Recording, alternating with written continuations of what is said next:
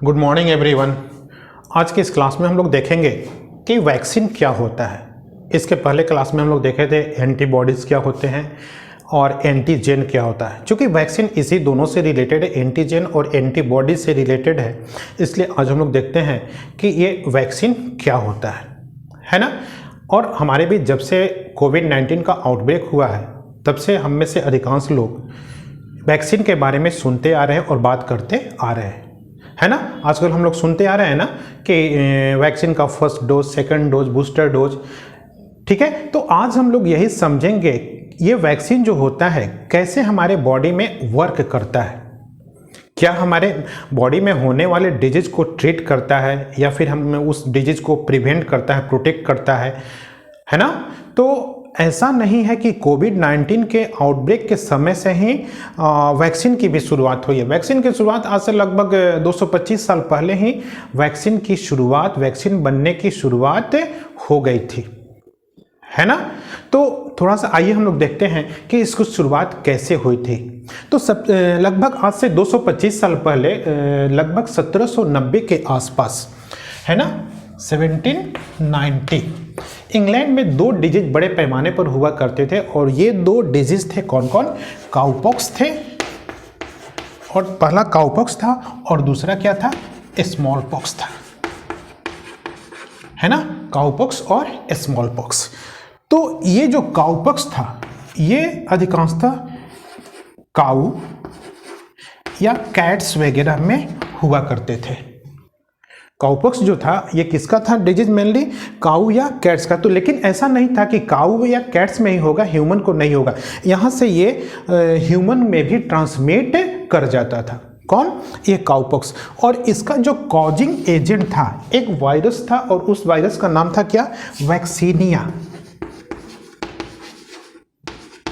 Vaccinia virus के कारण क्या होता था? काउपॉक्स होता था। और स्मॉल पॉक्स का जो कॉजिंग एजेंट था वो था एक वायरस वेरियोला। वेरियोला वायरस के कारण क्या होता था? स्मॉल पॉक्स होता था। अब देखिए क्या हुआ। उस समय एक डॉक्टर थे एडवर्ड जेनर साहब, इंग्लैंड में एक डॉक्टर थे एडवर्ड जेनर।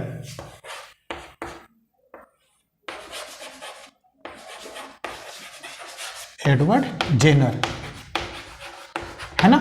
उन्होंने क्या किया कि इस काउपॉक्स से ग्रसित एक मिल्कमैन को, ग्वाले को लिया और उसके ऊंट से, इसमें क्या होता है, स्किन रैशेस होते हैं और वो स्किन रैशेस ऊंट में भी डेवलप कर जाते थे। तो उन्होंने क्या किया, ऊंट से उसके पस को इंजेक्शन के थ्रू बाहर निकाला और उस पस को क्या किया, एक 13 साल के हेल्दी बच्चे में इंजेक्ट कर दिया। इससे काउपॉक्स से ग्रसित एक मिल्कमैन के हाथ में होने वाले ऊंट से उन्होंने पस को बाहर निकाला इंजेक्शन के थ्रू और उसको एक हेल्दी 13 साल के हेल्दी बच्चे में इंजेक्ट कर दिया, है ना। उसके बाद क्या किया, इंजेक्ट करने के बाद उन्होंने स्मॉल पॉक्स का जो कॉजिंग एजेंट था वेरियोला वायरस, उस वायरस को भी उसके बॉडी में इंट्रोड्यूस कराया, है ना। लेकिन जब उन्होंने स्मॉल पॉक्स के इस वायरस को उसके बॉडी में इंट्रोड्यूस कराया तब उसको स्मॉल पॉक्स हो जाना चाहिए था, लेकिन ऐसा नहीं हुआ। उसके बॉडी में स्मॉल पॉक्स ग्रो नहीं किया, है ना। तब क्या उन्होंने कहा कि ये जो वैक्सीनिया वायरस जो पस के साथ उसके बॉडी में इंजेक्ट किया गया था, ये वैक्सीनिया वायरस ने उस बच्चे के इम्यून सिस्टम को क्या कर दिया? एक्टिवेट कर दिया। किसके विरुद्ध? इस वेरियोला वायरस के अगेंस्ट में, है ना। ये जो वैक्सीन गया, वायरस गया उसके बॉडी में इंजेक्ट किया गया, तो इसने जा करके क्या किया, एक एंटीबॉडी डेवलप कर दिया, है ना। और वो एंटीबॉडी क्या किया, इस वायरस को, वेरियोला वायरस को ग्रो नहीं होने दिया, है ना। लेकिन एक सिद्धांत है क्या कि वैक्सीन में जिस डिजीज का एंटीजन या पैथोजन इंट्रोड्यूस कराया जाता है वो केवल उसी वायरस के अगेंस्ट एंटीबॉडी बनाता है। लेकिन यहाँ जो ये तो वायरस दिया गया, बॉडी में ये वायरस गया वैक्सीनिया, तो जो एंटीबॉडी बना होगा इसके विरुद्ध में बना होगा, इस वायरस के विरुद्ध बना होगा, इसके अगेंस्ट में बना होगा। लेकिन तब उसने कैसे इस वायरस को भी रोक दिया? इसलिए रोक दिया कि ये दोनों वायरस जो थे, वैक्सीनिया वायरस और वेरियोला वायरस, है ना, ये दोनों क्या थे? स्ट्रक्चरली ये सेम थे। ठीक है ना, दोनों क्या थे? स्ट्रक्चरली सेम थे, लगभग सेम थे। इसलिए इसके विरुद्ध जो एंटीबॉडी बना, इसके बॉडी विरुद्ध में, इसके अगेंस्ट वैक्सीनिया वायरस के विरुद्ध में जो एंटीबॉडी बना, that antibody also work against the variola virus. Variola virus के अगेंस्ट में भी उसने वर्क किया और यहीं से वैक्सीन बनाने की शुरुआत हुई। मतलब ये वायरस गया, है ना, उस हेल्दी बच्चे में, और आगे से क्या किया उसने? उसका इम्यून सिस्टम, यदि अब ये वायरस उसमें के बॉडी में जाता या इसका भी वायरस, ये वायरस भी उसके बॉडी में जाता, तब वो ग्रो नहीं हो पाता। क्यों नहीं हो पाता? क्यों? इसलिए कि उसके बॉडी में उसके विरुद्ध, उसके इम्यून सिस्टम में इन दोनों वायरस के विरुद्ध एंटीबॉडीज डेवलप हो गया था। और वो एंटीबॉडीज क्या किया? जैसे ही इसकी एंट्री हुई तब वैसे ही उसने फाइट किया और इसको डिस्ट्रॉय कर दिया। वो पहले से ही रेडी हो गया था फाइटिंग के लिए कि आओ तुमसे हम अब लड़ लेंगे। यही होता है क्या? हमारा इम्यून सिस्टम एक्टिवेट हो जाता है किसी डिजीज के अगेंस्ट में, किसी डिजीज के कॉजिंग एजेंट के अगेंस्ट में। तो यहीं से शुरुआत हुई किसकी? वैक्सीन की। चूंकि जो फर्स्ट वायरस था जिसे वैक्सीन में यूज किया गया, वो कौन सा वायरस था? वो वायरस था वैक्सीनिया वायरस था। जो फर्स्ट वायरस था जिसे वैक्सीन में यूज किया गया, उस वायरस का नाम था वैक्सीनिया। इसीलिए इसको भी, इस प्रोसेस को भी कहा गया क्या? वैक्सीन, है ना। इस विधि का क्या नाम, इस प्रोसेस को क्या नाम दिया गया? वैक्सीन। इम्यून सिस्टम को एक्टिवेट करने का जो ये प्रोसेस हुआ है ना, आर्टिफिशियली या किसी बाहरी एजेंट के थ्रू, उस प्रोसेस को नाम दिया गया क्या? Vaccine. And this vaccine, the word vaccine is comes from the word vaccinia. Okay, तो हम लोग समझ गए वैक्सीन में मेनली होता क्या है। वैक्सीन में होता है कि हमारे बॉडी के इम्यून सिस्टम को एक्टिवेट कराया जाता है, जागृत कराया जाता है किसी पर्टिकुलर डिजीज के कॉजिंग एजेंट के अगेंस्ट में। और जब एक बार वो जागृत हो जाता है, जब एक बार वो एक्टिवेट हो जाता है, तो पूरे लाइफ स्पैन वो एक्टिविटी उस कॉजिंग एजेंट के विरुद्ध में बनी रहती है। आगे फ्यूचर में भी जब कभी उस स्पेसिफिक कॉजिंग एजेंट का आपके बॉडी पर अटैक हो, तब क्या करता है? आपका इम्यून सिस्टम उससे फाइट करके उसको डिस्ट्रॉय कर लेता है। यही है मेन इम्यून सिस्टम को डेवलप करने का, एक्टिवेट करने का प्रोसेस, जिसे हम लोग क्या कहते हैं? वैक्सीन, आर्टिफिशियली एक्टिवेट करना, है ना। अब हम लोग देखते हैं कुछ main characteristics of immune system, है ना। सबसे पहला क्या है? Teach immune system to recognise specific germ. जैसे यहाँ पर क्या किया गया? काउपॉक्स के वायरस को इंट्रोड्यूस कराया गया, है ना। तो क्या हुआ?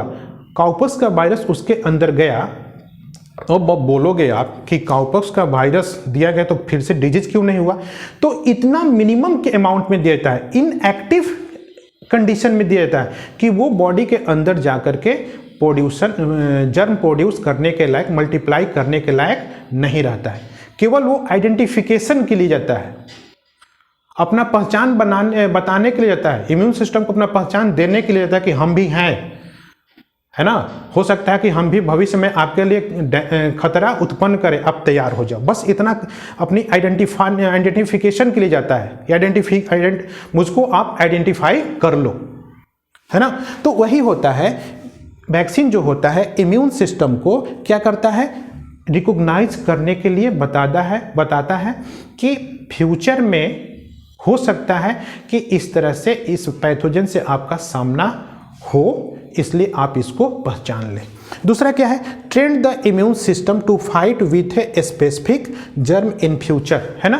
फ्यूचर में, आगे फ्यूचर में हो सकता है कि इस पैथोजन से आपका सामना हो, इसलिए इससे लड़ने के लिए आप एक्टिवेट हो जाओ, है ना। यदि पहले से आप तैयार नहीं रहोगे तो क्या होगा, वो आकर के आप पर हमला करेगा और आपको हरा देगा और आपका बॉडी रोग ग्रसित हो जाएगा, आप हार जाएंगे। तो इम्यून सिस्टम हार जाएगा तो क्या होगा, आपका शरीर क्या होगा, उस रोग से ग्रसित हो जाएगा, उस रोग से ग्रस्त हो जाएगा।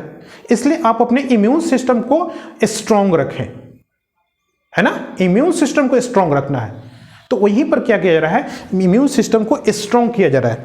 नेक्स्ट है क्या, प्रोवाइड एक्टिव एक्वायर्ड इम्यूनिटी, है ना। Active acquired immunity, acquired immunity क्या होती है कि ऐसे इम्यूनिटी जो हम अपने लाइफ टाइम में गेन करते हैं, एक्वायर करते हैं, उसे हम लोग, जैसे आपके बॉडी में ये दो तरह से होता है, एक नेचुरली होता है और एक वैक्सीन के थ्रू होता है। तो नेचुरली क्या होता है, जैसे आपके बॉडी में नेचुरली कोई पैथोजन इंटर हुआ, है ना, तब क्या होता है, आपका इम्यून सिस्टम उसके विरुद्ध, उसके अगेंस्ट एंटीबॉडीज तैयार करता है ना। तो ये होगा क्या, नेचुरली हुआ। और यदि हम लोग वैक्सीन देते हैं बॉडी में तो ये आर्टिफिशियली हुआ, वैक्सीन गया बॉडी में, अब तब क्या हुआ, आपका इम्यून सिस्टम उसके विरुद्ध इम्यूनिटी ग्रो करता है। वैक्सीन देने के बाद क्या होता है, आपका इम्यून सिस्टम उस पार्टिकुलर, उस स्पेसिफिक पैथोजेन के अगेंस्ट में अपना इम्यूनिटी एक्वायर करता है ना। तो वैक्सीन के थ्रू बॉडी की एक्वायर्ड इम्यूनिटी बढ़ाई जाती है। अगला है क्या, प्रिवेंट द डिजीज। वैक्सीन का यह सिद्धांत है, prevent disease rather than to treat a disease, है ना। यहां पर डिजीज को ट्रीट नहीं किया जाता है वैक्सीन में, है ना, किसी रोग को ठीक नहीं किया जाता है, उस रोग से शरीर को बचाया जाता है कि ये रोग शरीर को हो ही ना पाए, है ना। मीन्स बॉडी को उस डिजीज से प्रिवेंट करना सिखाया जाता है, ट्रीट करना नहीं सिखाया जाता है। इसके बाद है क्या, एक प्रोसेस है वैक्सीनेशन, है ना। The act of vaccine, the act of introduce the vaccine inside the body,